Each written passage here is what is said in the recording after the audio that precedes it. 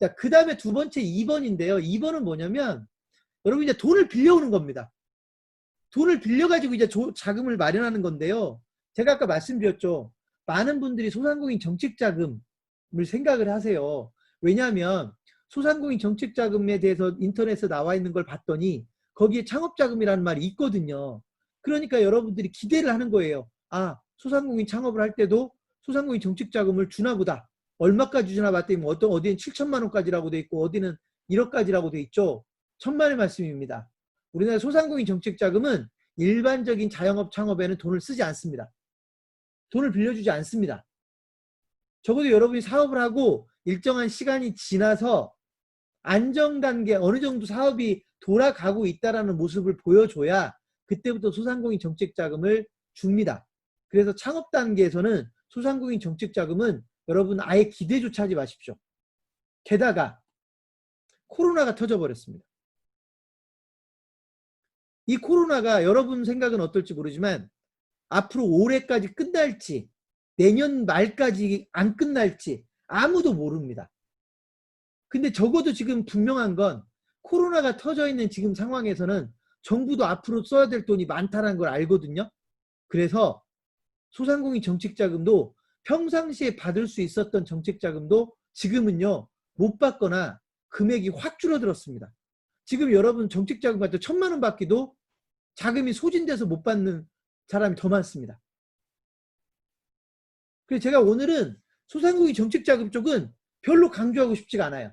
창업할 때는 어차피 쓸 수도 없는 돈이기도 하지만 평소에는 코로나가 터지기 전에는요 사업을 하고 있는 중에는 정말 받기 쉬운 돈이었거든요. 이 돈이 소상공인 정책자금도 못 받으면 바보라고 할 정도로 소상공인 정책자금은 받기가 쉬워요. 근데 그 상황에서 지금 코로나가 터져버렸어요. 지금은 정말로 힘들어서 가서 우는 소리를 하면 조금 줄까 소상공인 정책자금 받기가 만만치 않게 됐습니다. 그리고 이게 언제까지 그렇게 그 상황이 연결될지 모르겠습니다. 아무도 예측할 수 없습니다. 아무도. 지금 방송이나 정부 쪽에서 나오는 소위 일반적인 예측들은요. 제가 볼 때 가장 좋은 상황을 견지하는 것 같아요. 여러분들이 창업을 일단 하실 거기 때문에 그런 상황, 그런 되게 좋지 않은 상황이라는 것도 여러분들이 꼭 좀 기억하셨으면 좋겠습니다. 자, 그 다음에 이 정책자금이 의미가 있을 때 지방자치단체가 주는 돈도 의미가 있는 건데 이게 똑같이 돼버렸어요. 지방자치단체가 주는 돈도 지금 거의 바닥나 있다고 보시면 되고요. 이 예산을 만든다는 건 너무나 어려울 겁니다. 그래서 저는 그냥 당분간 여러분들이 그냥 거의 지원금 개념으로 재난, 그러니까 힘드니까 조금씩 버티라고 주는 1, 2천만 원 정도의 돈 이런 거는 앞으로 뭐 한두 번 더 받을 수 있을지 모르겠지만 그 이후에 옛날에 우리가 인터넷에서 봤던 5천만 원, 7천만 원, 1억 이렇게 받는 개념의 정책자금은 당분간은 꿈을 꾸지 않으셨으면 좋겠다. 그래서 오히려 더 여러분이 가지고 있는 돈만큼 여러분이 소화할 수 있는 정도의 돈만큼만 가지고 창업하는 게 중요합니다. 지금 이 시점에 무리하게 돈을 빌려서 창업하는 건 거의 자살행위라고 보여지고요. 심지어는 창업을 안 할 수 있으면 창업을 안 하는 게 맞다고 봅니다. 지금 내가 창업을 안 해도 할 수 있는 또 다른 대안이 있다. 그럼 창업을 안 하는 게 맞습니다. 지금은. 세 번째, 프랜차이즈 금융입니다. 일단 나와 있으니까 설명을 하겠습니다. 이거는 가맹본부들이 금융기관하고 손을 잡고 하는 대출 방식이에요. 예를 들면 우리나라 뭐 국민은행이다, 기업은행이다, 뭐 예를 들어서 우리은행이다, 신한은행, 하나은행, 대부분의 은행들이 시중은행들이 가맹본부들하고 협약을 하고요. 가맹본부의 가맹점을 개설할 때 은행에서 일정한 자금 지원, 소위 자금 지원을 합니다. 근데 이거는 가맹본부에 따라서 받을 수 있고 못 받을 수 있기 때문에 만약에 여러분이 정말로 돈을 빌려서라도 창업을 해야 되는데 빌릴 수 있는 통로가 없다라고 하면 이때 이제 그 돈을 빌려주는 제도를 이미 만들어 놓은 가맹본부를 여러분이 찾는 방법밖에 없습니다. 이해되셨나요? 그러니까 이거는 가맹본부들이 역량이거든요. 또 은행에서 협약도 아무하고나 협약을 해주는 게 아니라 그래도 어느 정도 검증이 됐다라고 하는 가맹본부한테는 협약을 해주지만 검증이 안 된 가맹본부한테 협약을 안 해줄 거 아닙니까? 그죠? 실제로 과거에 모 금융기관은 제가 아까 1교시에 말씀드렸던 저희 프랜차이즈 랭킹 있죠.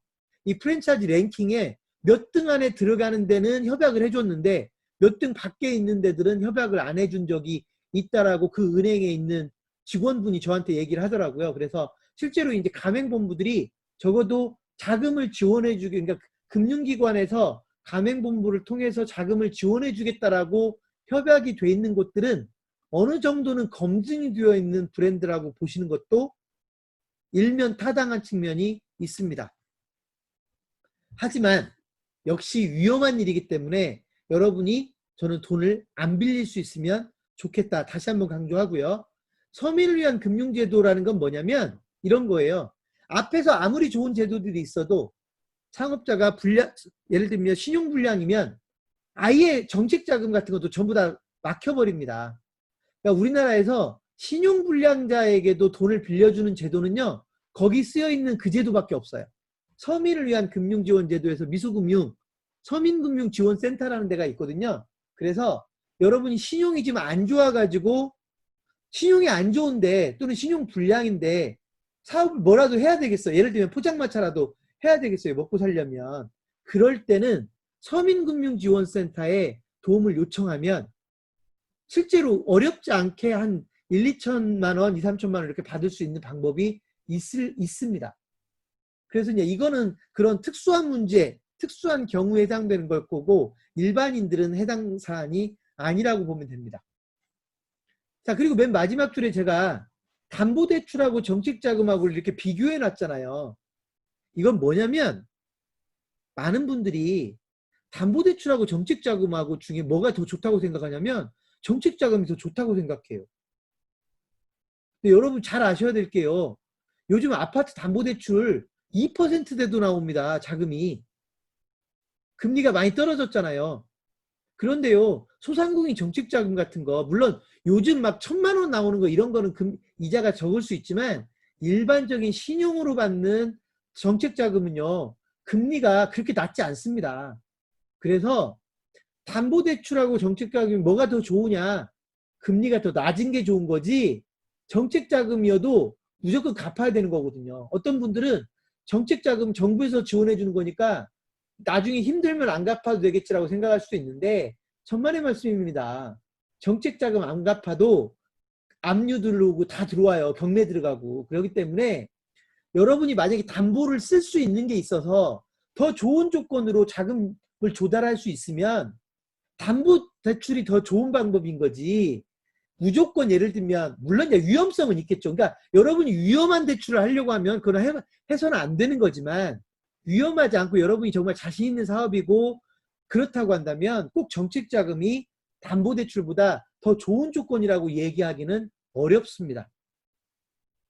여러분들 일반적으로 공장 같은 거 지을 때 정책자금 예를 들면 내가 100억을 들여서 공장을 지으려고 한다. 그때 50억 같은 거를 정부에서 지원받을 때 다 담보대출을 받는 거거든요. 그래서 실제로 정책자금이 신용대출인 정책자금을 무조건 담보대출보다 좋은 방법이라고만 착각하는 것도 저는 큰 문제라고 생각합니다. 조건이 얼마나 더 좋으냐가 더 중요하다.